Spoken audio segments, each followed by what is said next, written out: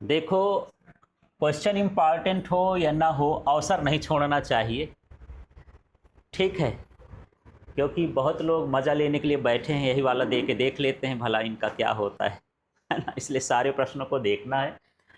संधारित्र की स्थितिज ऊर्जा और विद्युत क्षेत्र के पदों में है।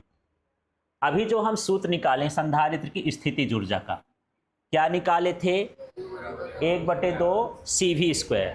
ये भी निकाले हो 1/2 Q² अपॉन C। पर ये सूत्र की ज़रूरत है तो यही लिख लिया। ये लाइन समझ में आई?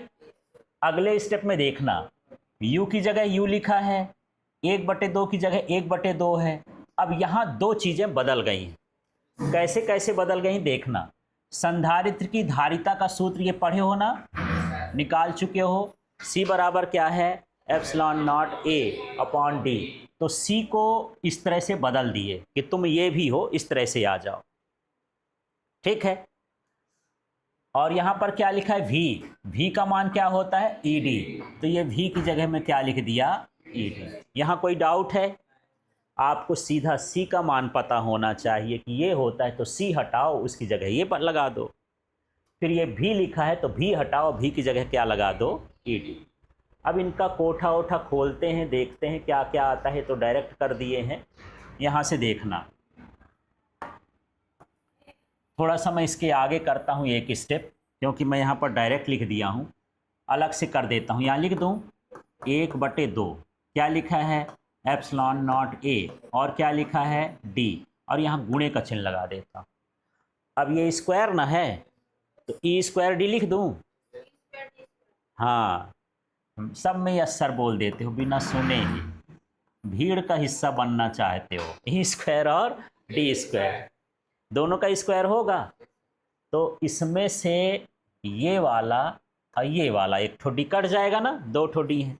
अब देखो जो बचा है वही लिखा है, 1/2 लिखा है, एप्सिलॉन लिखा है, E² है तो E² थोड़ा इधर कर दिए हैं, और क्या बचा? A और D।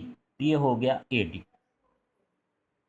ठीक है, अब यहाँ पर जो AD है, ये जो AD है ये आयतन कहलाता है। छोटी क्लास में पढ़े होंगे, यदि हमारे पास क्षेत्रफल है, क्षेत्रफल के साथ लंबाई का, चौड़ाई का, ऊंचाई का, गहराई का किसी भी एक राशि का गुणा कर दो तो आयतन के बराबर हो जाता है। थोड़ा सा देख लेता हूँ, शायद आप लोग को मुझे लग रहा है कि नहीं पता चल रहा है। यदि आपके पास LBH है, लंबाई गुणे चौड़ाई गुणे ऊंचाई, ये किसके बराबर होता है? आयतन। किसके बराबर होता है? आयतन। लंबाई गुणे चौड़ाई क्या होता है? क्षेत्रफल। तो क्षेत्रफल गुणे ऊंचाई क्या हुआ? आयतन। तो यही तो लिखा है। ए माने क्या है? एरिया, और डी माने को कुछ भी, चाहे लंबाई चौड़ाई ऊंचाई कुछ भी आ सकता है, वो किसके बराबर होगा? आयतन। लेकिन आयतन को क्या मान लिया है? यहाँ देखो, एकांक। इसका मान 1 हो गया। 1 हो गया तो सूत्र क्या बन जाएगा? U बराबर, स्मॉल u लिखना है, यहाँ पर कैपिटल U है, यहाँ पर क्या हो गया? स्मॉल। 1/2 ε0E²। क्यों 1 लिख दिए? ये परिभाषा कहती है संधारित्र के एकांक आयतन में संचित स्थितिज ऊर्जा को क्या बोलते हैं? ऊर्जा घनत्व। क्लियर हो गया? चलिए, तो थोड़ा सा मुझे सूत्र बताइए। सबसे पहले मुझे क्या निकालना है यार? ऊर्जा घनत्व का सूत्र। क्या निकालना है? ऊर्जा घनत्व। ठीक है, क्या लगेगा सूत्र बताओ? ये किसकी ऊर्जा है? संधारित्र की स्थिति। U बराबर CV²। ठीक है, यहाँ से चालू होगा, शुरुआत पता होना चाहिए। ठीक है, अब बताओ क्या लिखूं? U बराबर 1/2। C का मान बताओ। A/, यही होता है। V का मान बताओ। V का मान क्या है? सॉरी, V बराबर नहीं लिखना, V का मान पर लिखना है। क्या हो गया? ED। और इसके बाहर का स्क्वायर लगा है तो स्क्वायर लगा दे। कोई डाउट है यहाँ? ठीक है, कोठा खोलते हैं इनका। U बराबर 1/2 गुणे ε0A बटे में D गुणे A², और क्या हो गया? D²। ये D से ये कटेगा, घात कटेगा, दो ठो है तो एक ठो बचेगा। अब क्या बचा? U बराबर 1/2 ε0 E² पहले लिख देता हूँ। अब A और D को साथ में मिला देता हूँ, इनकी दोस्ती है ना कुछ, AD होगा। ठीक, अब इस u को क्या कर देना है, small u, 1/2 epsilon not E square लिख देना है।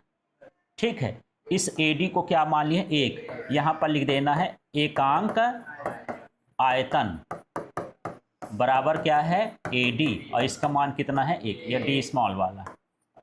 ठीक है, एकांक आयतन मान लिख तो इसका मान 1 हो गया, जो बचेगा वो लिख देना है।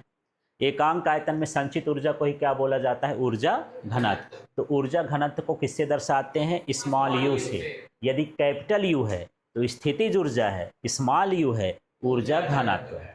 ठीक है, तो यहाँ से चैप्टर समाप्त होता है।